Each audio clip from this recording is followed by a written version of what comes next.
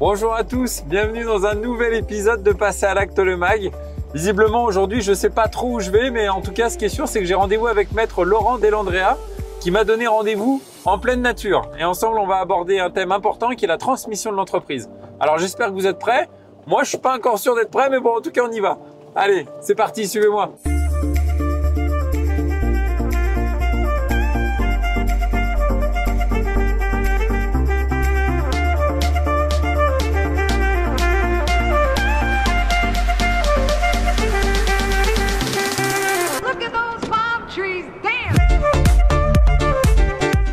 Salut Laurent, ça va? Ça va et toi? Bah comment ne pas aller bien dans ce cadre incroyable? Ouais, le golfe de Bayard. Merci d'être venu à Gap. Ah bah là, c'est un plaisir. Hein. À 1200 mètres d'altitude. C'est rendez-vous en terrain connu. Ouais. Quasiment. Dans le calme. Ah là, on est au calme. La sérénité. Incroyable.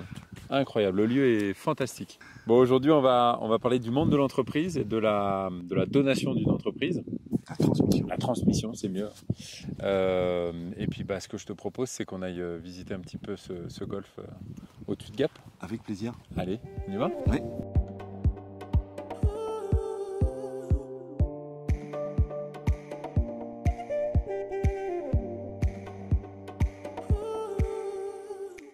Alors Laurent, dans le cadre d'une transmission d'entreprise, il existe un pacte, c'est le pacte Dutreil. Comment ça se passe ce pacte Dutreil?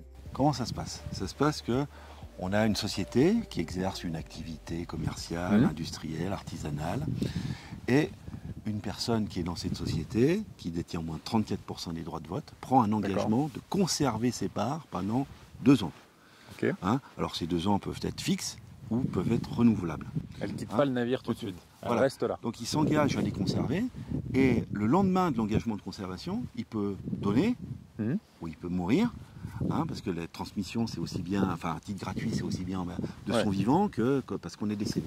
La personne qui a pris cet engagement, il fait bénéficier à ses héritiers ou aux légataires, parce que tu peux faire un testament aussi, pour léguer une partie de ton patrimoine, la totalité de ton patrimoine à Pierre-Paul Jacques. Et donc la personne qui est donataire, héritière ou légataire bénéficie de 75% d'exonération sur la valeur transmise. Tu transmets une entreprise qui vaut 1 million d'euros, tu es taxé sur 250. D'accord. Oui, ça c'est quand même plutôt pas mal. Alors ça veut dire que ce pacte Dutreil, il me permet de donner, de transmettre mon entreprise à soit à mes salariés, soit également à mes enfants ou à mes héritiers. Voilà. C'est possible ça? Voilà. Ça permet de faire des donations de son vivant. D'ailleurs à ce moment-là, on peut aller utiliser un double levier fiscal, c'est-à-dire le pacte Dutreil qui permet d'être exonéré de 75% de la valeur taxable, d'une part, et d'autre part, le donateur peut se réserver l'usufruit s'il est encore en activité, dire moi je vais garder les revenus de l'entreprise.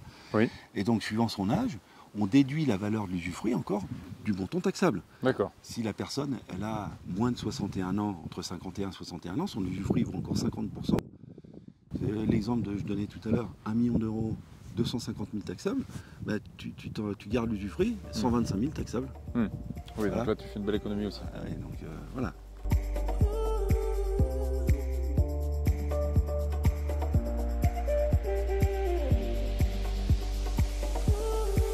Alors Laurent, il y a les 2 ans de conservation pour celui qui fait cette transmission d'entreprise. Et au bout de 2 ans, qu'est-ce qui se passe?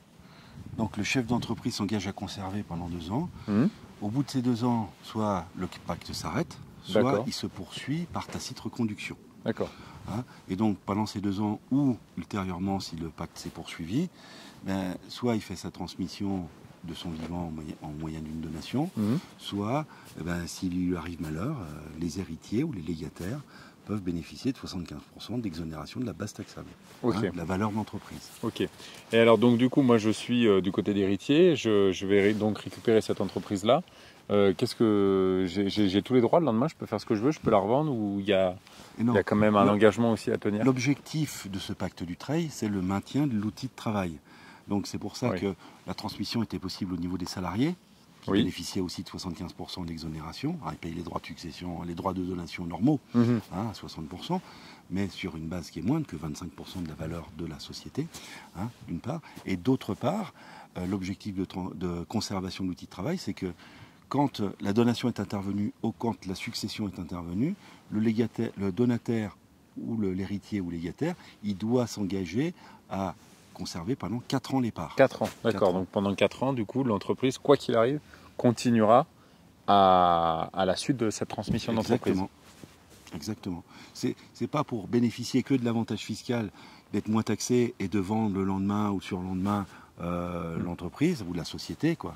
Hein, l'objectif, c'est de dire vous êtes moins taxé pour vous permettre de garder l'entreprise. Ok.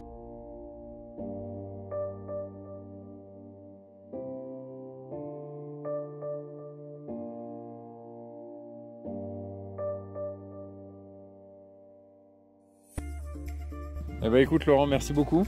C'était une vraie bouffée d'oxygène cette balade ensemble. Et puis tu m'as apporté toutes les informations qui sont quand même importantes quand on est en train de créer une entreprise ou qu'on a une entreprise. Et donc là au moins on sait tout ce qu'il faut savoir maintenant sur le pacte du trail, qui est finalement pas aussi connu que ça non plus. Non, et qui est vraiment destiné à la pérennisation de l'outil de travail. C'est ça qu'il faut dire. Voilà. Ça c'est très important. C'est très important. Bon, on se revoit bientôt.